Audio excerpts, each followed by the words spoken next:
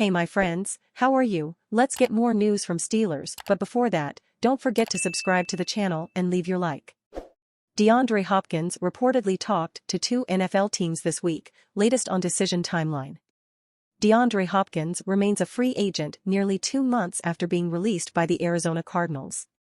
As NFL teams prepare for training camp, the All-Pro wide receiver is reportedly in active talks with multiple clubs. Hopkins was released by Arizona on May 26 after the club couldn't find a trade partner for him. The combination of the Cardinals' asking price and Hopkins' contract negated his trade value, ultimately forcing Arizona to cut him. Shortly after his release, the All-Pro wide receiver took visits with the New England Patriots and Tennessee Titans. It was expected to be the first 2 of many visits to come, but Hopkins remains a free agent in July with limited options on the table.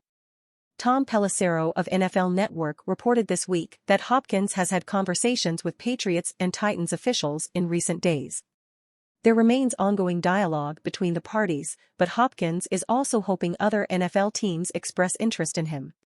Immediately after his release, the Kansas City Chiefs and Buffalo Bills emerged as potential suitors. However, Buffalo didn't have the cap space to sign him and it ultimately committed to its current receiving core heading into training camp.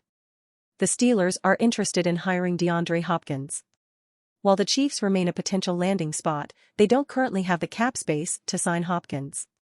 Kansas City's only path to creating that cap flexibility is by signing All-Pro defensive tackle Chris Jones to a contract extension in July, making him one of the highest-paid NFL players.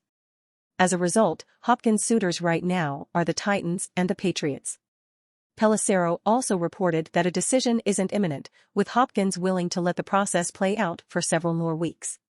Ultimately, the 31-year-old is hoping New England or Tennessee improves its contract offer or a team in a better situation comes forward with a similar proposal. For now, Hopkins will continue training on his own with a sole focus on being prepared to take the field in Week 1. However, missing the start of NFL training camp and a potential extended absence could impact his effectiveness with his new team early on. In 2020, he set a franchise record with 115 receptions and had 1,407 yards and 6 touchdowns. He missed 15 games over the last 2 seasons between injuries and a 6-game PED suspension. And you fan, what do you think of the DeAndre Hopkins situation? Leave your opinion in the comments.